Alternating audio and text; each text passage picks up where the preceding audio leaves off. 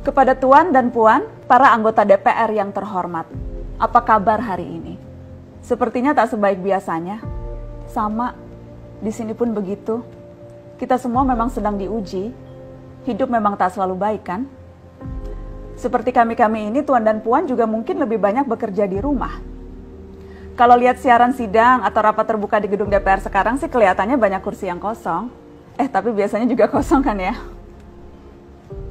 Tuan dan Puan anggota DPR yang terhormat, saya perhatikan parlemen-parlemen negara lain fokus melawan corona. Tapi rasa-rasanya isu-isu yang keluar dari Senayan belakangan kok kebanyakan tidak terkait corona ya? Kami malah membaca DPR bersemangat membahas isu-isu lain. Contohnya, rancangan Undang-Undang Cipta Kerja yang banyak ditolak karena dinilai mementingkan kepentingan investor di atas kebutuhan pekerja. Presiden Jokowi pekan lalu sempat menyatakan pemerintah dan DPR menunda pembahasan salah satu klaster di rancangan undang-undang itu, klaster ketenagakerjaan. Ini untuk memberi kesempatan mendalami substansi dan mendapat masukan dari banyak pihak. Berpegang pada alasan itu, maka sudah seharusnya klaster lain dalam RUU Cipta Kerja pun perlu ditinjau ulang.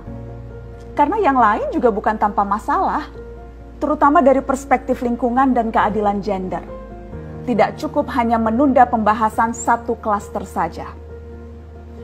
Ada juga RUU lain yang masih nekat mau dibahas. Ada RUU KUHP yang tahun lalu diserbu unjuk rasa. Lalu RUU pemasyarakatan. Ada koruptor yang sudah ngebet pengen bebas kah?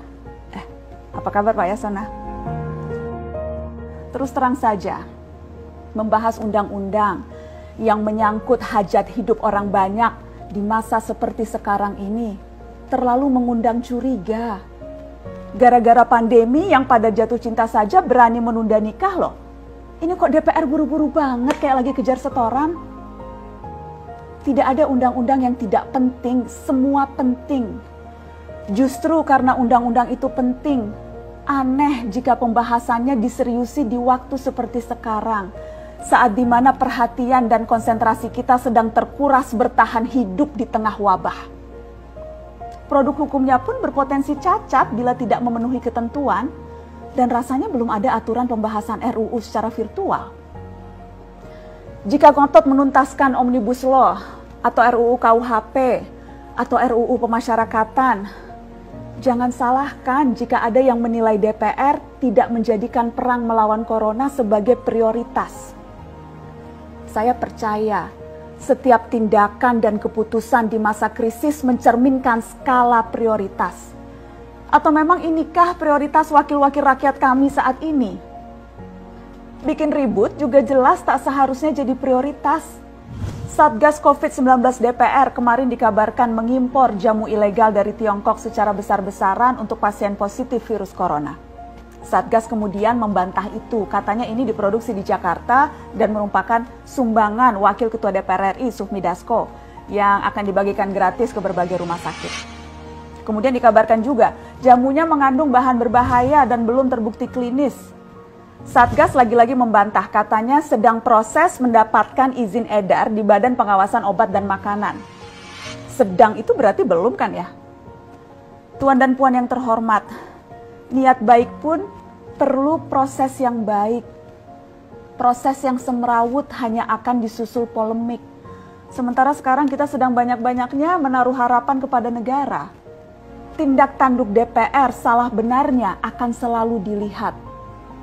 Makanya sempat ramai juga warganet mengkritik Satgas COVID-19 DPR RI yang berfoto mengenakan APD saat hendak berkunjung ke rumah sakit darurat Wisma Atlet menyerahkan sumbangan DPR. Ini dinilai melukai hati masyarakat. Tenaga medis kita saja bertaruh nyawa benar karena kekurangan APD.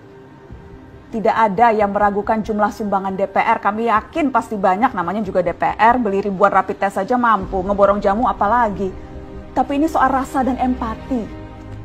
Kecuali ya, kalau yang dipakai anggota DPR itu APD yang lain, alat pelindung dewan.